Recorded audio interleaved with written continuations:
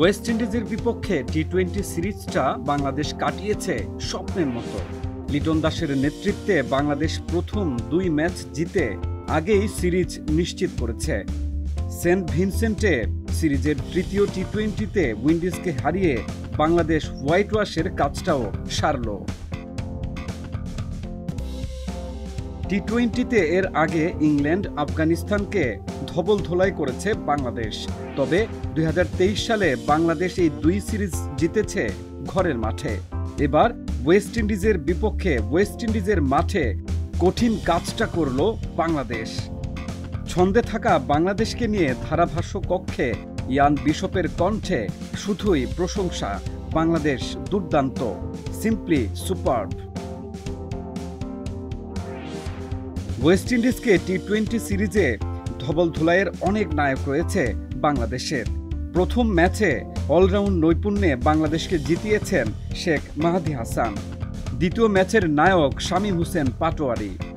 তৃতীয় টি-20তে উইন্ডিজকে বেধড়ক পিটিয়েছেন জাকের আলী অনিক।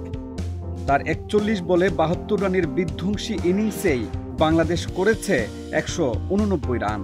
বাকি কাজটুকু এরপর সফরকারীরা সেরেছে বোলিং এবং ফিল্ডিংয়ে।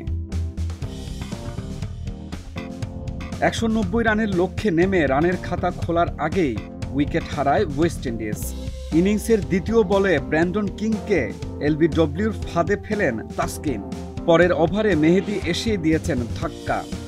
মাত্র ৬ রান এক অঙ্কের স্কোর করে দ্বিতীয় ওভারের তৃতীয় বলে জাস্টিন গ্রিভস ড্রেসিং রুমের পথ ধরেন।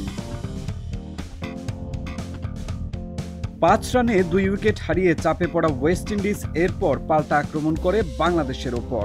তবে তৃতীয় উইকেটে চার্লস ও পুরানের জুটি যখন ভয়ঙ্কর হতে থাকে, তখন স্পিড ব্রেকার হিসেবে কাজ করেন মেহেদী। ষষ্ঠ ওভারের তৃতীয় বলে পুরানকে অসাধারণ এক বোলিংয়ে বোল্ড করেন মেহেদী। প্রথম ৬ ওভারের পাওয়ার প্লে ওয়েস্ট ইন্ডিজ শেষ করে ৩ উইকেটে ৪৫ রানে। সপ্তম ওভারে উইন্ডিজ হারায় আরও ২ উইকেট। ১৮ বলে ২৩ রান করা চার্লস এরপর হয়েছেন রান আউট। ১২ বলে মাত্র ২ রান করে ড্রেসিং রুমে ফিরে যান উইন্ডিজ অধিনায়ক।